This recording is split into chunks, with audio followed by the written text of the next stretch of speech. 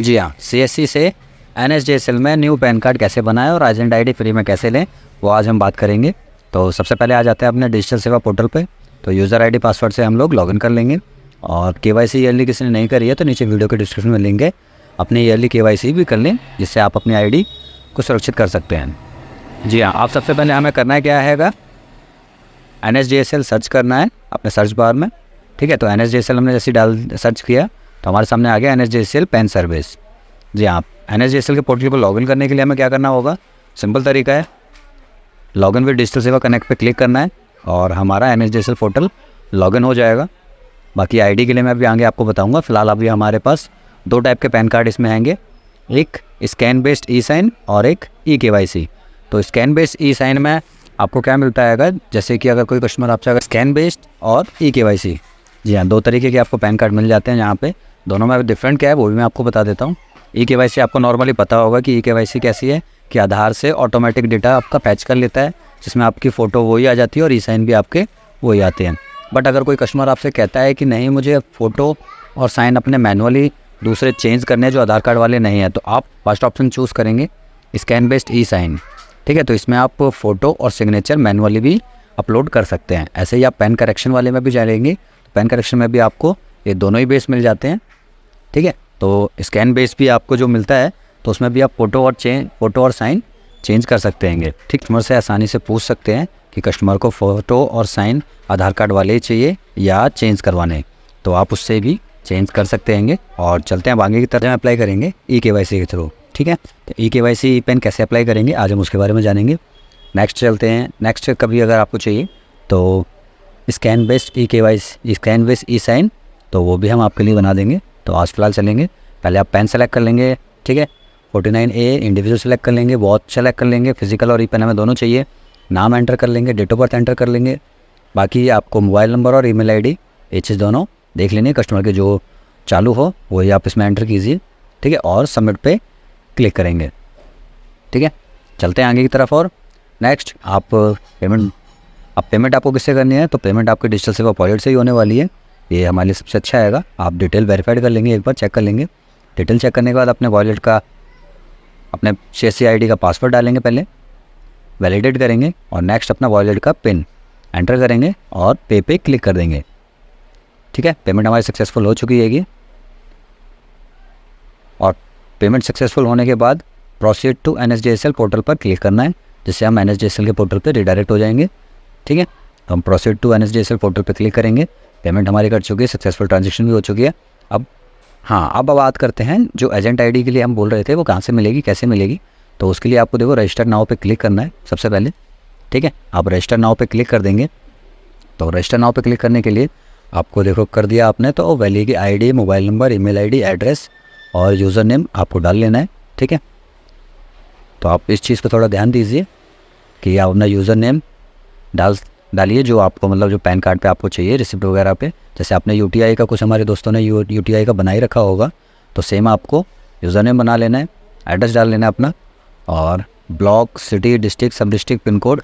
और दो चीज़ आपकी थोड़ी मेन है कि आप मोबाइल नंबर और ईमेल आईडी, क्योंकि अब ओटीपी के बिहाफ पे यूटीआई में भी पैन एप्लीकेशन लग रही हैगी और इसमें भी पैन यूटीआई जैसी पैन आप अप्लाई करते हैं एनएसडीएसएल में भी, तो इसमें भी आपको ओटीपी से वेरीफाइड करेंगे। कोई से भी आप एप्लीकेशन लगाते हैं तो मोबाइल नंबर और ईमेल आईडी पे आपका ओटीपी जाने वाला है, तो ये चीज़ आप ध्यान दीजिए। ठीक है, अब ओटीपी आपका कैसा आएगा, ये पेन पे प्रोनेट करके आएगा। ठीक है, तो वो चीज़ आप इसमें से डाल के रिक्वेस्ट ओटीपी और वैलिडेट कर देंगे। ठीक है, तो हमने अपना यूज़र नेम डाल लिया आएगा और अपना एड्रेस प्रॉपर भर लिया है, मोबाइल नंबर भी, अभी हमने ईमेल आईडी पे ओटीपी वेरीफाइड वैलिडेट किया आएगा। अब हम मोबाइल नंबर वाला ओटीपी डाल के इसे ही वैलिडेट कर देंगे। तो आपको सिंपल रिक्वेस्ट और वैलिडेट और नेक्स्ट करना है आपको सबमिट। ठीक है, तो आप इस चीज़ को थोड़ा ध्यान दीजिए कि जो आप अपनी ईमेल आईडी और मोबाइल नंबर डाल रहे हैं वो चालू ही डालें, या जो आपका सीएससी आईडी से लिंक है आप वो उसे भी यूज़ कर सकते हैं। ठीक है, तो हमने अपना एड्रेस, यूज़र नेम और मोबाइल नंबर और ईमेल आईडी वेरीफाइड कर लिया। अब आप सबमिट पे क्लिक करेंगे। तो सबमिट पे क्लिक करने के बाद आपकी एजेंट आईडी सक्सेसफुल रजिस्टर्ड हो चुकी है, जो कि आपको रजिस्टर्ड आईडी आपको यहाँ पे पॉपअप पे दिख जाएगी। ठीक है, इसे आप नोट डाउन करके रख सकते हैं। बाकी ये ऑटो फैच हर बार आपसे ले लिया करेगा, आपको खाली मोबाइल नंबर या ईमेल आईडी एंटर करना है और ओटीपी जनरेट करके अपना OTP डाल के अपने पोर्टल को लॉगिन कर सकते हैं। ठीक है, जैसे मैं भी आपको बता देता हूँ कि एजेंट ID पे, ठीक है, आई एग्री पे करेंगे हम। पेमेंट करने के बाद आप इस वाले पेज पे आ जाए करेंगे। तो यहाँ पे आपको लास्ट टाइम हमने ID अपनी जनरेट कर ली थी रजिस्टर नाउ पे। अब हम यहाँ पे खाली अपना मोबाइल नंबर एंटर करेंगे। आप जैसे कि आप देख सकते हैं कि मोबाइल नंबर हमने एंटर कर दिया है। आप सबमिट पे क्लिक करेंगे। तो सबमिट पे क्लिक करने के बाद हमारे मोबाइल नंबर पे OTP आ जाएगा। यहाँ पे आपको एक चीज़ ध्यान देनी है, यहाँ पे आप अपना मोबाइल नंबर एंटर करेंगे यानी एजेंट का। ठीक है, क्योंकि लास्ट टाइम हमने जो रजिस्ट्रेशन किया था एजेंट ID के लिए रजिस्ट्रेशन किया था, तो ये हमारा मोबाइल नंबर डलेगा यानी वैली का मोबाइल नंबर डलेगा और उस पर OTP आएगा। ठीक है, तो OTP हमने डाल के सबमिट पे जैसे ही क्लिक करते हैं तो हमारा पोर्टल रिडायरेक्ट कर देगा न्यू पैन एप्लीकेशन। आप चलते हैं आगे। आप कस्टमर का आधार नंबर हमको एंटर करना है, तो कस्टमर का आधार नंबर हम देख लेंगे, एक बार चेक कर लेंगे। ठीक है, तो कस्टमर का आधार नंबर, टाइटल सेलेक्ट कर लेंगे और सरनेम, फर्स्ट नेम और मिडिल नेम। जी हाँ, आपको थोड़ा यहाँ पे ध्यान देना है। आधार नंबर एंटर करने के बाद इसमें पैन कार्ड में थोड़ा उल्टा चलता आएगा, लास्ट नेम पहले, फर्स्ट नेम बीच में और मिडिल नेम लास्ट में। ठीक है, तो इसमें कंफ्यूज ना ही हुई है, क्योंकि आप जैसा एंटर करेंगे नया पैन कार्ड वैसा ही प्रिंट होकर आ जाएगा। ठीक है, तो कस्टमर के लिए आसानी करिए कि कस्टमर जो नाम दे रहा है तो वही नाम उसके पैन कार्ड पे भी इजीली आसानी से आए। तो हम सबसे पहले इसमें डाल देते हैं आधार नंबर। ठीक है, तो इसलिए मैं आप फास्ट फॉरवर्ड कर सकता हूँ, बट इसीलिए नहीं कर रहा हूँ क्योंकि आपको स्टेप बाय स्टेप दिखा रहा हूँ। अगर किसी का सिंगल नेम है तो आप उसे लास्ट नेम में ही एंटर कीजिए। ठीक है, जैसे हमारे केस में सिंगल नेम है तो हमने लास्ट नेम पे डाल दिया, डेट ऑफ बर्थ और जनरल सेलेक्ट करके सबमिट करेंगे अब, और सबमिट करके आगे बढ़ते हैं। ठीक है, आप डालना है हमें कस्टमर के आधार डिटेल जो हमने डाला है, नाम और आधार नंबर, तो उसे एक बार वेरीफाइड कर लेंगे। आपके सामने अब 4 ऑप्शन दिखेंगे, pan application, parents detail, other detail, AO number और डॉक्यूमेंट डिटेल। ठीक है, तो यहाँ पे आप चेक कर लेंगे आधार नंबर, नाम जो हमने भरा था वो ओके। अब नेक्स्ट चलते हैं, फादर डिटेल एंटर करेंगे। ठीक है, फादर का नेम, तो अब यहाँ पे थोड़ा देखो कुछ लोग कंफ्यूज होते हैं कि आधार के पीछे हस्बैंड नेम ही डाल दिया करते हैं, तो इस चीज़ से आप थोड़ा सचेत रहिए कि आपको इसमें फादर या मदर दोनों में से किसी एक का ही नाम डालना है। अगर आप यहाँ पे नो करते हैं तो फादर का नेम होगा।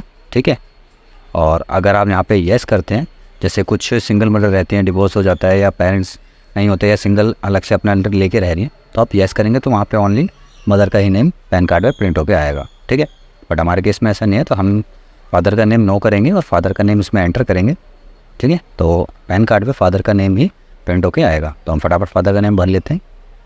ठीक है, तो फादर के नेम में भी आपको यही देखना है, लास्ट नेम, फर्स्ट नेम और मिडिल नेम। अगर लास्ट में अगर खाली सिंगल नेम है तो आप उसे लास्ट नेम में ही एंटर करेंगे। ठीक है, चलते हैं आगे की तरफ। अब आगे हम इसमें री एंटर भी कर लेते हैं, आपसे वेरीफाइड करवाता है ये, यानी जो अपने आपसे यानी 2 बार करवाएगा नाम। ठीक है, अब नेक्स्ट चलते हैं इनकम सोर्सेज। जी हाँ, यहाँ पे आपको थोड़ा ध्यान देना आएगा कि कस्टमर से पूछ लेनी है कि उसकी इनकम सोर्सेज क्या है। अगर सैलरीड पर्सन है तो आप सैलरी डालेंगे, हाउस इनकम है तो आप हाउस करेंगे, बाकी कोई अगर हाउस वाइफ है तो आप नो इनकम कर देंगे, या कोई स्टूडेंट है तो उसके लिए नो इनकम पे टिक करके नेक्स्ट चलेंगे। अब आते हैं कॉन्टैक्ट डिटेल और एड्रेस डिटेल पे। तो कॉन्टैक्ट डिटेल में हमने लास्ट टाइम भरी दी थी तो वो हमारी ऑटोफिल आएगी, और बाकी एड्रेस आप हम लोग KYC कर रहे हैं तो आधार से ऑटोमेटिक फैच कर लेगा। तो आपको कुछ नहीं करना है, इसे कैरी फॉरवर्ड आगे बस एक बार डिटेल चेक कर लेनी है। ठीक है, तो हमारी डिटेल ठीक है, हम ही नेक्स्ट करेंगे। तो नेक्स्ट चलते हैं। अब नेक्स्ट चलने के बाद आपके पास, हाँ यहाँ पे थोड़ा ध्यान देने वाली चीज़ है एरिया कोड। जी हाँ, कुछ कस्टमरों के पास में होगा जो लास्ट टाइम NSDSL के पैन कार्ड भरा करते थे, तो लास्ट में देखा होगा चार्ट एक लगा होता था, उसमें अपने एरिया के हिसाब से कोड, टाइप, वार्ड और AO नंबर डाल लिया करते थे। तो आपको यहाँ पे नीचे ऑप्शन दिया हुआ है सर्च के लिए, तो अब यहाँ से डिस्ट्रिक्ट सर्च कर लेंगे। जैसे हमने पहले यहाँ पे आप सर्च कर लेंगे इंडियन सिटीजन है या NRI, तो हमारा NRI नहीं है, इंडियन सिटीजन है। तो आप यहाँ से स्टेट सेलेक्ट कर लेंगे और यहाँ से सिटी, तो नीचे आपको दिख रहा होगा बहुत सारे आ गए, तो आप यहाँ पे सर्च करके भी ढूंढ सकते हैं। और बाकी आप यहाँ पे खाली सिंपल आपको क्लिक करना है, जो कि आपके ऊपर मेंशन होके आ जाएगा, जैसे हमारा आ चुका है। और बाकी अगर किसी को कोड याद है या किसी के पास चार्ट हैगा तो आप वो मैनुअल भी एंटर कर सकता है या इसमें मैच कर सकता है। ठीक है, तो इसमें एडिटिंग भी हो जाती है, जैसे हम अभी ऐड करके देखते हैं। जी हाँ, रेंज कोड पे ऐड कर रहे हैं तो हम हमारा ईजिली आसानी से हो जा रहा है। बाकी मैं तो सजेस्ट करूँगा कि आप नीचे जो भी आपको एरिया दिखाया जा रहा है उसके हिसाब से आप कोड डालिए, वार्ड नंबर सेलेक्ट कीजिए, क्योंकि सिंपल वहाँ पे खाली क्लिक करना है और आपका ऑटोफिल होके आ जाएगा। ठीक है, तो हम वही करते हैं अपना सेलेक्ट करके। अब नेक्स्ट चलते हैं। नेक्स्ट में आपसे पूछेगा आधार डॉक्यूमेंट और प्लेस। ठीक है। डॉक्यूमेंट में हम आईडी प्रूफ में आधार दे रहे हैं, एड्रेस प्रूफ में आधार दे रहे हैं और डेट ऑफ बर्थ में भी आधार, क्योंकि आधार से ही ई-केवाईसी के थ्रू चल रहे हैं हम, ठीक है। नेक्स्ट टाइम आपको स्कैन बेस्ड ई साइन का भी बता दूंगा मैं, ठीक। तो हमने प्लेस डाल दिया, नेक्स्ट करते हैं। अब लास्ट में आपको कंज्यूमर डिटेल जो भी आपने कस्टमर डिटेल जो हमने फिल करी है एक बार आप री-वेरीफाइड कर लेंगे, कुछ गलतियाँ तो नहीं है उसमें, जो आपने भरी है वो डिटेल ठीक है, ओके है। तो हम एक बार चेक कर लेते हैं, एप्लीकेंट की डिटेल चेक कर लेते हैं, फादर नेम की डिटेल चेक कर लेते हैं, ठीक है, हमारी ओके है। नेक्स्ट चलते हैं, फादर डिटेल ठीक है, रीनेम भी ठीक हैगा, एड्रेस सैलरी नो इनकम ठीक है, ये भी हमारा ओके हैगा। फिजिकल पेन रिक्वायर्ड ठीक है, हमारे पास हमें फिजिकल पेन भी चाहिए, ठीक है, क्योंकि लास्ट टाइम हमने सेलेक्ट कर ही लिया था। बाकी एड्रेस हमारा भी ठीक है, आधार से जैसे केवाईसी करेंगे ऑटोमेटिक फिल हो जाएगा। अब आपने रीचेक करा, अगर आपको कोई गलती लगती है तो आप उसे ऐड भी कर सकते हैं, नीचे ऐड का बटन हैगा, ठीक है। तो हम ऐड कर लेंगे अगर कोई हमारी गलती अगर हैगी या कुछ हमसे छूट गया हैगा। बाकी हम चलते हैं, हमारी ऑल डिटेल ठीक है, ओके है, तो हम कंफर्म करेंगे और आगे बढ़ेंगे, ठीक है। तो हम कंफर्म पे क्लिक करते हैं और आगे चलते हैं। अब यहाँ पे देखो, आपके लिए थोड़ा ध्यान देने वाली चीज़ है कस्टमर की ई-केवाईसी। जी आपसे दो तरीके की केवाईसी होंगी, एक बायोमेट्रिक और एक ओटीपी के थ्रू। तो फिलहाल हम ओटीपी के थ्रू चलेंगे, बायोमेट्रिक भी आप कर सकते हैं, बायोमेट्रिक लगा के कस्टमर का फिंगर लगा के उससे भी केवाईसी आसानी से आप कर सकते हैं, ठीक है। तो हमारे कस्टमर के आधार में मोबाइल नंबर लगा हुआ है तो हम ओटीपी से करेंगे। ओटीपी पे जैसे आप क्लिक करेंगे तो ओटीपी कस्टमर के मोबाइल नंबर पे जाएगा, ठीक है, जो आधार से लगा हुआ हैगा। आधार से लगे तो हम कस्टमर से पूछ लेते हैं ओटीपी और फटाफट भर के आगे चलते हैं।